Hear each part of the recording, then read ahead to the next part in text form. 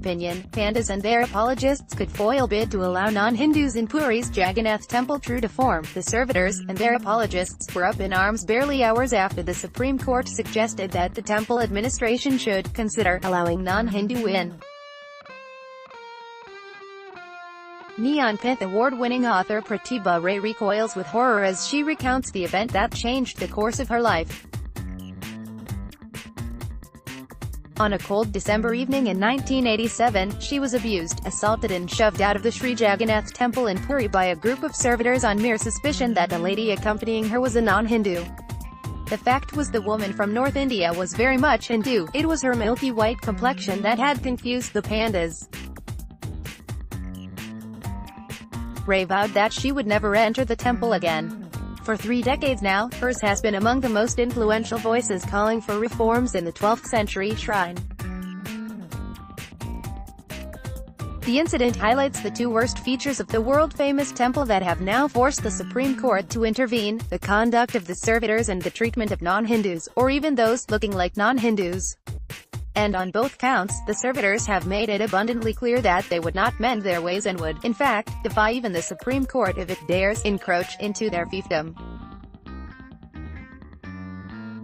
True to form, the servitors and their apologists were up in arms barely hours after the Supreme Court suggested that the temple administration should consider allowing non-Hindu in, of course after due scrutiny and subject to adherence to a code of conduct. This is blasphemy. The notice in front of the temple clearly says only Orthodox Hindus are allowed. We have already diluted it to allow all Hindus. And now the court wants non-Hindus to get in. This is against Indian and Jagannath culture and hence completely unacceptable, thunders Pandit Suryanarayan Rath Sharma, an expert on Jagannath culture. Binayak Das Mohapatra, Joint Secretary of the Daitapatina Jog, one of the 36 associations of servitors, smells a conspiracy to defame the servitors, not realizing that he is unwittingly accusing the highest court of the land of being in league with the conspirators. It just goes to show that the servitors haven't budged an inch from their position in the past 3 decades or, in fact, in the last several centuries. How far can one go back in time to look for people who were denied entry into the temple for being, looking or accompanying non-Hindus? The earliest known case of someone being denied entry into the temple because of his religion was that of Lord Bhakta Salabhega, a Muslim saint-poet of the 17th century, who was a great devotee of Lord Jagannath and wrote several bhajans in his praise that are sung even now.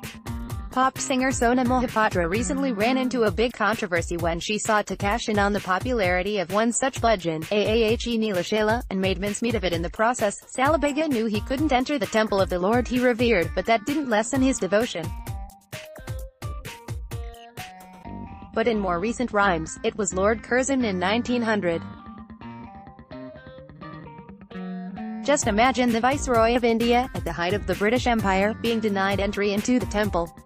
No wonder, far from being worried, the servitors are in a combative mood after the Supreme Court ruling on Thursday for acceptance of the 12 recommendations of the Puri district judge that propose sweeping reforms in the running of the temple. They have never brooked any interference from any authority, including the temple administration or the state government, and are in no mood to do so now. The biggest trophies for the nonchalant servitors, however, have been 2 Gandhis, the Mahatma himself and Indira, the first for accompanying a group that had a few Christians and Muslims back in 1934 and the second for having married a non-Hindu, Feroz Gandhi, a Parsi, in 1984.